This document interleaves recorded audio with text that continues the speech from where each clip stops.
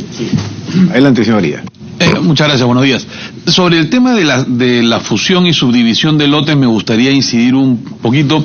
Eso es algo muy común en otros países. En el Perú no se ha hecho con la frecuencia que podría hacerse, un poco por la confusión sobre si es que se permite o no en la ley y la preocupación respecto de la fiscalización de un lote fusionado.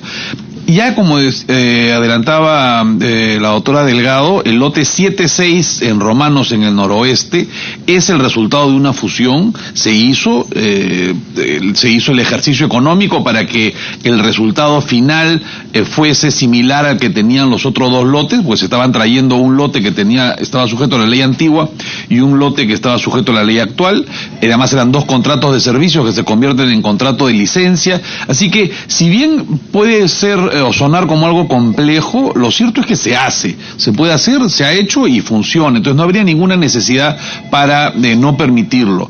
Y el otro tema referido a la separación o subdivisión de lotes, también hay que tener en cuenta que debería ser algo expresamente permitido en la ley para tranquilidad de los funcionarios de Perupetro fundamentalmente, pero que además responde a la realidad geológica de muchos lotes. Hay veces donde un lote en la parte norte puede tener crudo, en la parte sur puede tener gas, y lo lógico para todos es hasta desde un punto de vista administrativo, incluso desde un punto de vista financiero, para poder conseguir socios que pueden estar interesados en el crudo pero no en el gas, o en el gas pero no en el crudo, es permitir esta división que sería además muy sencilla, porque simplemente es geográficamente se parte el lote en dos, pero las condiciones se mantienen, al menos en ese momento. Ya después el devenir de las cosas y la historia del lote determinará si es que se requieren hacer modificaciones a otros aspectos del lote, pero la división inicial, que puede permitir y facilitar el acceso de inversionistas interesados en un hidrocarburo en particular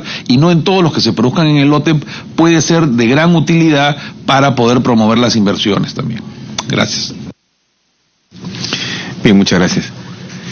Podríamos establecer una ronda de preguntas, si los hubiera. En todo caso, una de ellas, primero con un comentario, en el sentido de que, a raíz de la revisión de esta norma propuesta por el Poder Ejecutivo, y nuevamente digo yo, es que algunas organizaciones vienen insistiendo en la posibilidad de que en la extensión de plazos que vayan a haber de los contratos próximos a vencer, haya una participación efectiva de la empresa del Estado, en este caso de Petroperú, en un determinado porcentaje. Incluso señalan, incluso otros proponen de que estos contratos más bien sean entregados a Petroperú, estos lotes sean entregados a Petroperú, de tal manera que para mí es importante conocer la opinión de ustedes como gremio respecto a esta propuesta, en el sentido de incorporar con un determinado porcentaje la participación de Petroperú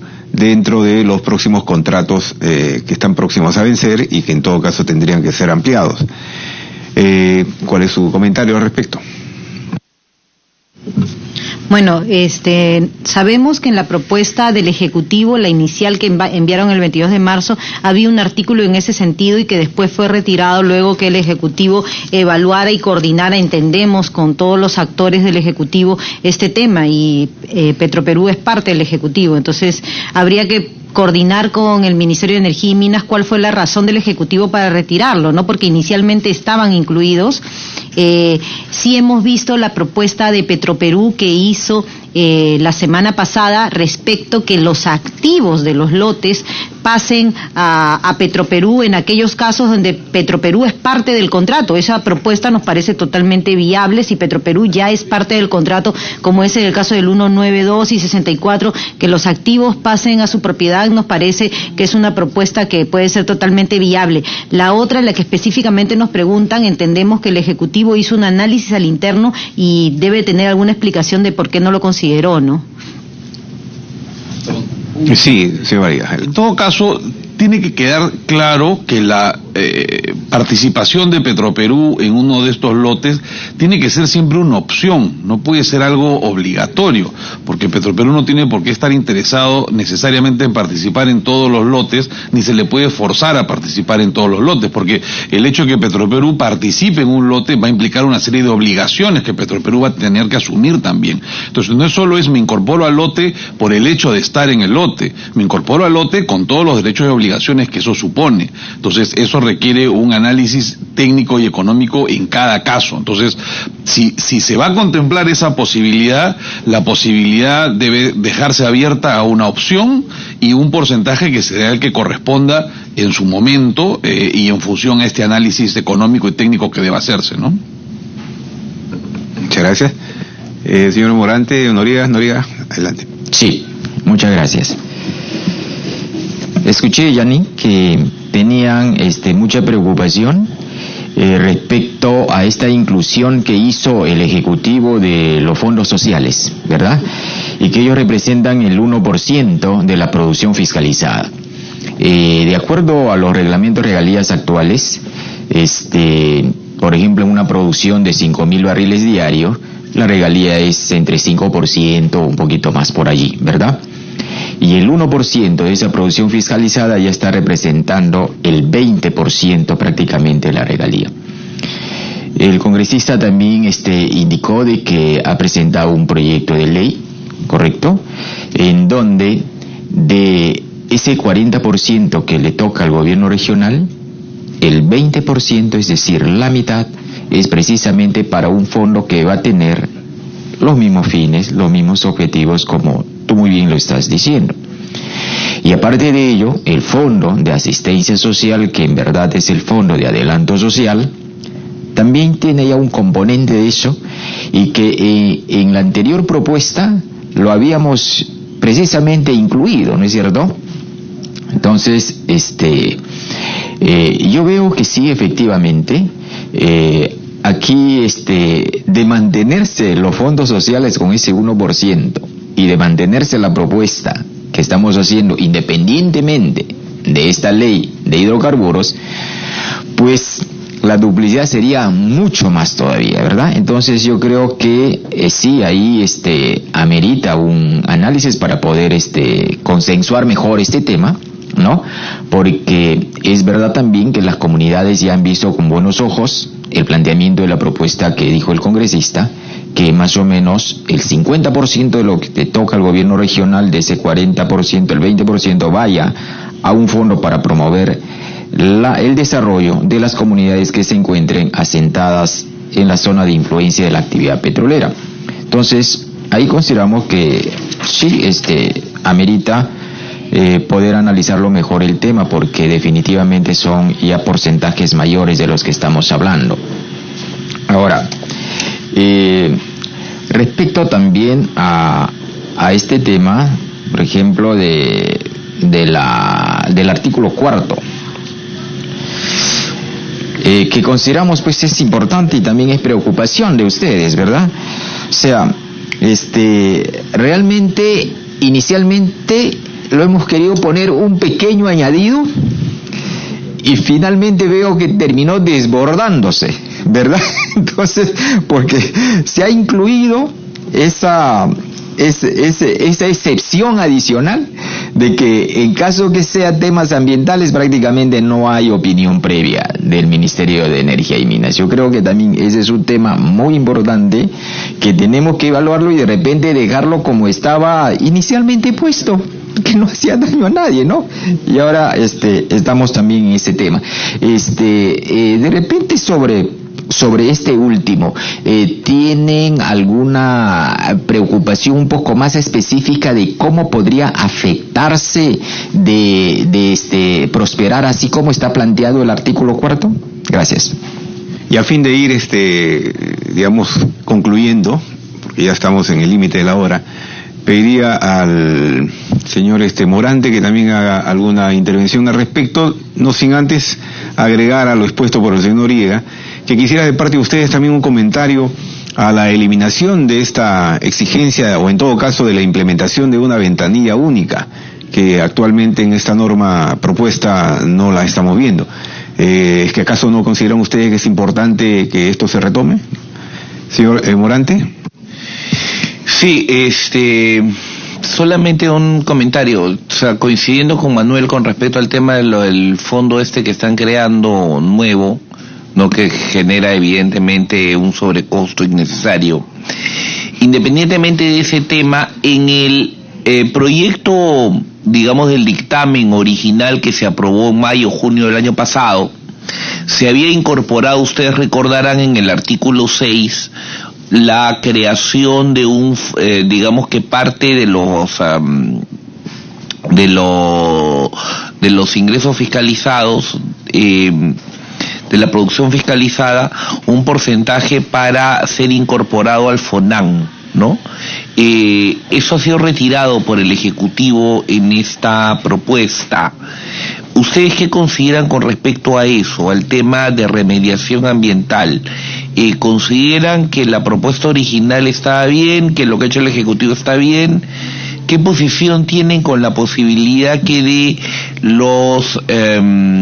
la producción fiscalizada pueda salir algún porcentaje para poder satisfacer los temas de remediación ambiental, independientemente que el Estado tenga la obligación y el derecho de repetir los gastos en los que tenga que incurrir para la remediación ambiental contra las empresas o aquellos que fueran responsables de dichos daños ocasionados? Adelante. Señor presidente, quisiera primero poder darle la palabra a Daniel Guerra, que hace un rato quería intervenir. No sé si se lo permite. No, por supuesto, adelante. Sí, señor presidente, primero felicito el hecho de que se esté planteando esa norma del canon, creo que es muy necesaria, pero quería recalcar algo muy importante. El FAS es para la fase de exploración y el fondo es para la fase de explotación. Entonces no van juntos, van separados. El FAS es el que va a permitir que la exploración pueda llegar a mejor término, independientemente del tema geológico. Y después, si esa exploración rinde, vamos a tener todos los otros fondos. Pero si no apoyamos a la exploración con el FAS, la posibilidad de que tenga éxito es menor. Eso es importante, porque aparte del tema geológico, que las empresas de hidrocarburos, esa es realmente la razón de ser de ellos. Si lo dejamos solo en una etapa de exploración en la cual, aparte del riesgo geológico, va a tener riesgo social y no tiene este apoyo para cerrar brechas o para apoyar a las poblaciones locales, cuando él no tiene todavía esta producción, estamos en la etapa más débil de la actividad de hidrocarburos. Ya cuando comenzamos a producir, ahí es importante que estos excedentes o esta renta de hidrocarburos llegue mejor a las diferentes poblaciones locales y de la zona y del país en general. Pero para que lleguemos a este 1%, primero hay que encontrarlo. Y para encontrarlo es importante el FAS, porque el FAS te va a permitir darte la tranquilidad social para que te dediques realmente a lo que vas, que es a buscar hidrocarburos. Y hay una tingencia solamente para nosotros, la terminología que a veces puede prestar a confusión entre el Fondo de Adelanto Social y el Fondo Social, ¿no? Que habría que evaluar la posibilidad de quizá buscar un término que no confunda, ¿no? Señora Yanin. Muchas gracias. Voy a comenzar respondiendo la pregunta del doctor Morán respecto de cuál es nuestra opinión sobre... Morante, discúlpame, del doctor Morante, respecto de cuál es nuestra opinión para los insumos o presupuestos que se le iba a dar al FONAN. Se había establecido en el proyecto de ley que el 0.25% de la valorización de la producción fiscalizada iba a este fondo. ¿Para qué? Para remediar todo el tema de pasivos y sitios impactados que sabemos claramente que están años de años en el noroeste y en la selva norte, y esto había sido bien visto por el Ministerio de Energía y Minas y por el Ministerio del Ambiente. Lamentablemente, cuando ya Economía y Finanzas en el último tramo ha entrado a revisar esto, entendiendo que iban a ingresar menos recursos para la caja fiscal, ha decidido no apoyar esta propuesta. Pero creo que por sobre esa propuesta del tema de la caja fiscal está el tema de remediar estos pasivos que además están muy cerca de las comunidades y es necesario remediarlo. Y si el mismo Estado no genera fondos para hacerlo, porque acá básicamente son sitios donde no se han identificado a los responsables y es importante remediar. Entonces nosotros somos de la idea de que este artículo debería mantenerse. No lo hemos puesto acá en nuestra presentación porque nos acotamos a los temas más urgentes para que esto no sea tan largo, pero nosotros sí consideramos que debe mantenerse esta propuesta. Respecto de la otra pregunta que nos estaban hablando y haciendo sobre el tema de la ventanilla única, ¿no? El doctor Manuel nos había comentado si estábamos de acuerdo o no que se mantenga la ventanilla única igual que el congresista. Nosotros creemos, como ya lo hemos manifestado, que la ventanilla única es urgente implementarla.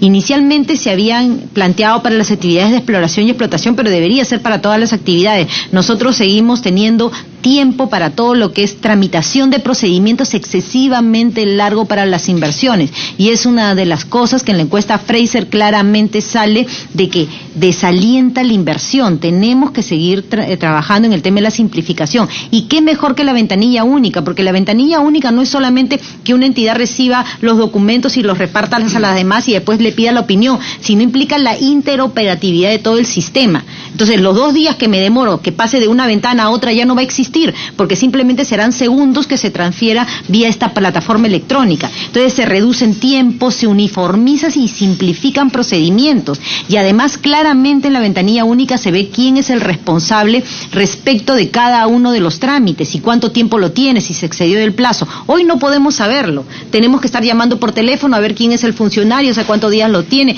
Mientras si tuviéramos una plataforma virtual, claramente eso se vería. Entonces, nosotros sí apostamos por el tema de la ventanilla única. Lamentablemente se retiró de la propuesta. Nosotros hemos hablado con el Ministerio de Energía y Minas al respecto. Lo que nos dicen es que la han retirado porque ellos la van a proponer de todas maneras a través de otro marco normativo, y creo que no sería necesario, debería mantenerse en el proyecto de ley. Y la otra pregunta que nos hicieron respecto del artículo 4, ¿cómo impactaría este artículo 4 en las actividades de hidrocarburos? Justo les había comentado los problemas que tenemos con las normas ambientales, que son las que se quieren exceptuar del cumplimiento de la coordinación con Energía y Minas. Hemos visto cómo el año pasado dieron un decreto supremo que hace que ya no se cuente con la autorización del titular, ni siquiera con la opinión técnica del CERNAN para crear áreas de conservación regional, lo que vulnera claramente derechos adquiridos y además rompe el SINAMPE, que es el Sistema Nacional de Áreas Naturales Protegidas. Entonces, si hoy existiendo esa norma, se dan normas del mismo Ejecutivo sin coordinar con Energía y Minas, no queremos pensar qué sucedería si ni siquiera tuviéramos este artículo, si a todo el sistema ambiental se le exceptuara de esta norma, ¿no? Entonces consideramos gravísimo, ¿no?, este tema. Perdón.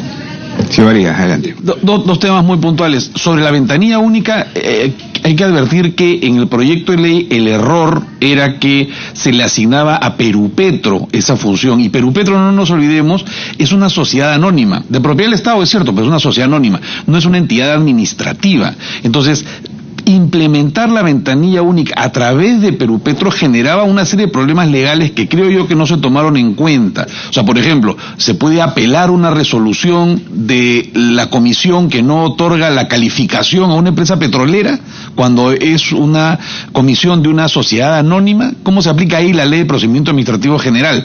No debería aplicarse porque justamente es una sociedad anónima sujeta a las normas del sector privado. Entonces, ahí se generaba un obstáculo de inicio, de origen. De nuevo, como decía la doctora Delgado, nosotros apostamos 100% por la ventanilla única. ¿Qué más quisiéramos que poder entendernos con una sola entidad a la hora de tramitar todos nuestros permisos, que cada vez son más?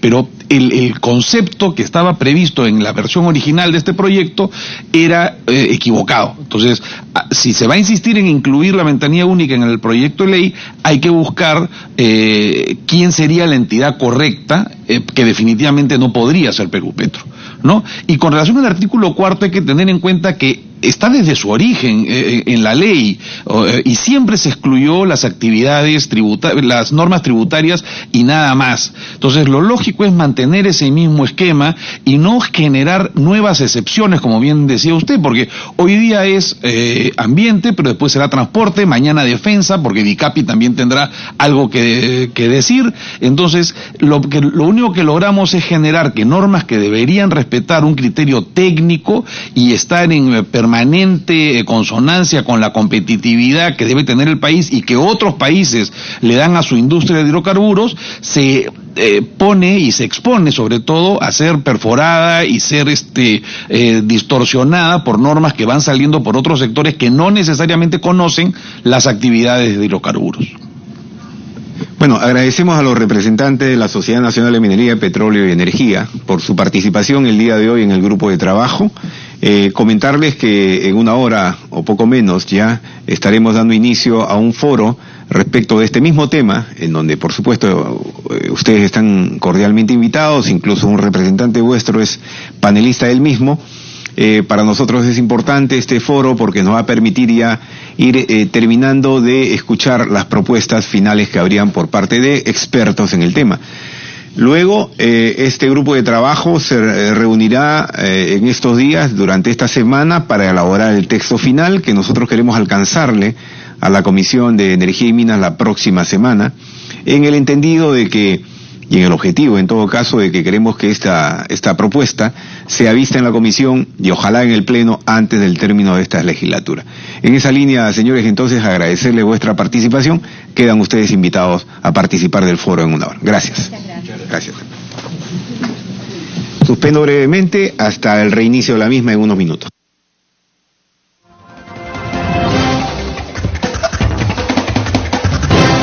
Bien, son las 9 de la mañana con 12 minutos.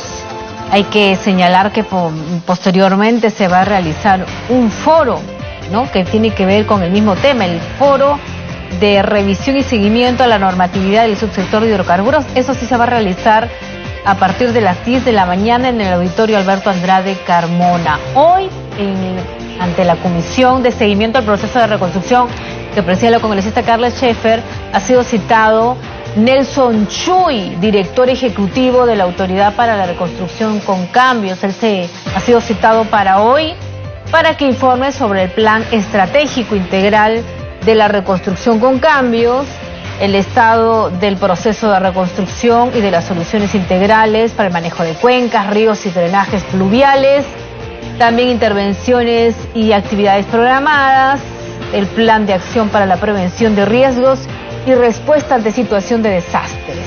Eso tiene que explicar el señor Nelson Chuy ante la comisión que preside la congresista Carla Schaefer. Pausa, ya volvemos.